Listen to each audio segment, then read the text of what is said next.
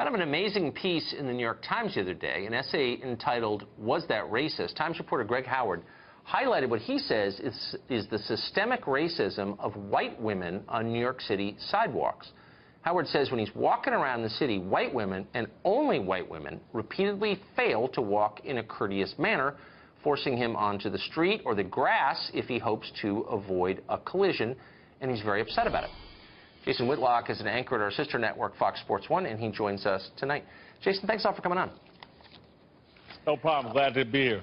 So I read this piece, and a couple thoughts went through my mind. One, I think it's a bad habit of mine to start generalizing about groups of people as if they're all the same, or people of a certain appearance act like every other person looks like that person. So that kind of is racism, A. B, I thought this was almost a psychiatric statement when you start imagining that one class of people hates you, who don't even know you, on the sidewalk. What did you make of this piece? Listen, I want to be completely transparent. I know the writer a little bit. He's written about me. I've interviewed him for a job. I also want to be transparent when I say, Tucker, I don't have a problem with interracial dating. I just want to put that on the record. I've done it. I don't have a problem with it. Okay. Black men like Greg Howard, who in his piece he spells out that he's had this great affinity towards white women. They've been his sisters. They've been his mothers. They've been his lovers. They've been his best friends. He has an obsession with white women. And black men who have an obsession with white women, and sometimes who date outside their race, they find as a defense mechanism for the criticism they take in the black community is to try to be publicly anti-white.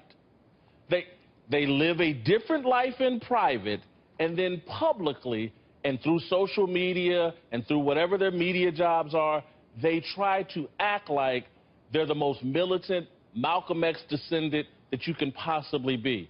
What he's written is insincere, it's infantile, it's what you said, psychiatric. You have to wonder about his sanity and his own identity. He is confused. If one of my employees wrote a piece like this about any group and said there's some racial group that hates me and each one of them is looking at me weird on the street, first of all, I would pull the piece because I think it's an attack on an entire group, which is not allowed. But second, I would say, you know, you need to go talk to somebody. Why didn't his editors do that? Because it's the New York Times, and they've devolved into an organization I had a lot of respect for, but now it's just a lot of race baiting. It's the using of confused young people. I think this young man's still under 30 years old. He's clearly got some issues as it related to race. Again, he loves the fruit of white America, the white woman, but he wants to hate the tree that produced it. And it's embarrassing. If this piece were edited, someone should have scrapped it. Someone should have pointed out, you perhaps need some help. It's a diary entry attached to the brand of the New York Times and presented as if it's something we should take seriously. It's just race baiting for the sake of race baiting. Listen, man. If a white woman had a problem with you on the sidewalk, if she were fearful of you, she would step out of your way to avoid you. She's walking towards him. That's a good point, actually, that I hadn't thought of.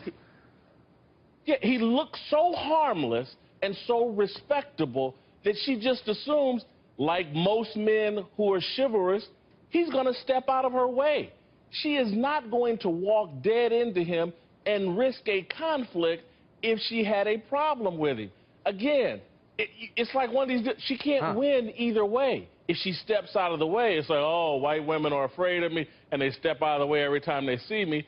If she continues on her path and says, oh, this is a respectful guy who looks like someone I would be friends with, maybe she can smell the lust off of him and just thinks he's going to be a gentleman and step out of her way because that's what most gentlemen do. That had never occurred to me. That's a very smart point. Jason Whitlock, thanks a lot for that. I appreciate it. Thank you, Tucker.